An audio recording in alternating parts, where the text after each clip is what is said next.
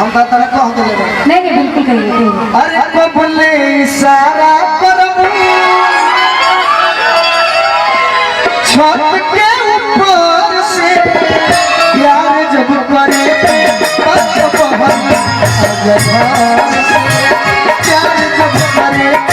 पत बहन सजदा हमारा पता कौन भैया ठीक है ठीक है। इनके मन की बात मैं कह दे रही हूँ, ठीक है, कोई बात नहीं, इसकी थोड़ी सी है लेकिन कि अब ना इशारा करो अरे छत के ऊपर कि अब ना इशारा करो छत के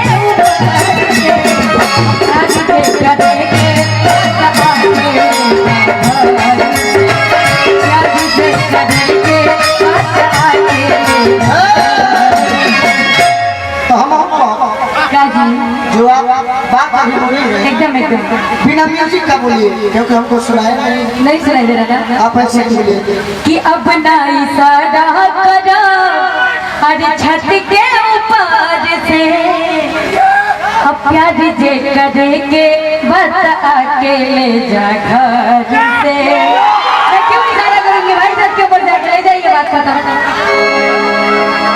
तब तो हम दीवाना भाई हमू दीवाना भाई का तू हमरा के भुला जाइबू एगो निशानी के तरह हम तारा के आजो याद रखले बानी एगो कहानी के तरह हम तो ऊ दीवाना भाई कि तारा सुधी पी जाई पानी के तरह। अच्छा ठीक है जी जी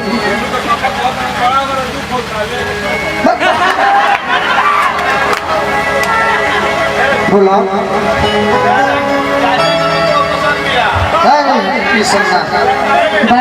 हमने के पसंद कौन है बताइए मेहरारू ऐसा नु चाहे कि बीस के भोजन बनावे देखा तारे के पक्षी बिगले बड़े ही कहते नो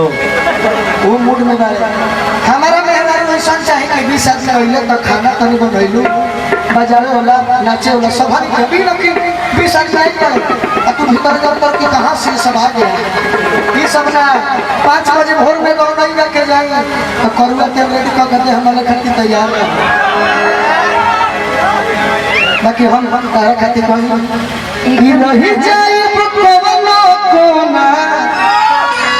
अरे दिल में कोराए जा कि रही जाए कोनो कोना कहरा दिल में कोराए जा अरे तनिए सजगह दे दो बिछा खाती बोराए जा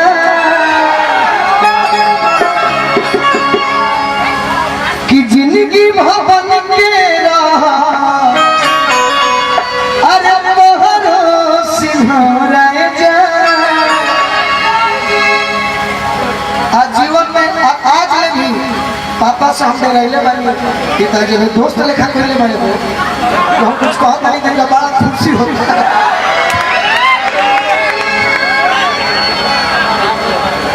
और कुछ मन में बात कहो नहीं आप कहिए अब ओरिजिनल बात कहता हूं हाँ जी कहिए तो के नहीं खजानत तोहरा बारे और दुख मत मनी जब सच्चाई बाबू कहता हूं ढेर लाइन कहीं संगीता जी थोड़ा मैनेज कीजिएगा कैसे नहीं देखो मुंह पर महल निमन भीतरे रखा बहुत कचरा का काम हम मरद के काम है तो मुंह पर जो बात है तारे बजब कहा कि के नहीं खजानत तोहरा हमारी बोने वाला रहू तुम्हारे बोने वाला रहू तुम्हारे हमारा पता कैसे चले। अच्छा ये बताइए हेलो एक लाइन और हंसो अच्छा बोलो ये बताइए आज एकदम पहला बार मिलल बनी ठीक बा अब के देखल बा के देखल बा ढेर मजा आ बानू जियो से देखिए एक तरफा काम करेंगे नहीं चाहिए ठीक बानू एक तरफा काम ना करेंगे चाहिए तो दो तरफा रहा कहवा जी मुखिया जी अरे बोला था जी कौन ना हंसो में तो बोला है मैं आगे वाली उपेंद्र सिंह जी और अगर बोले में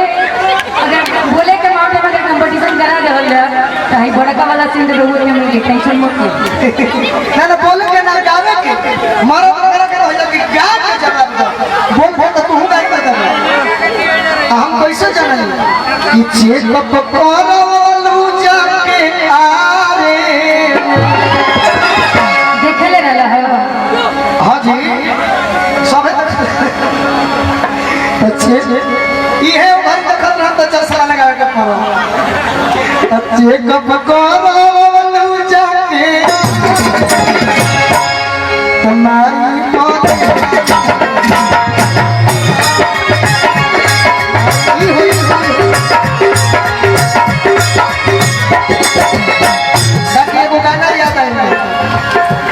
सैया जाड़ा में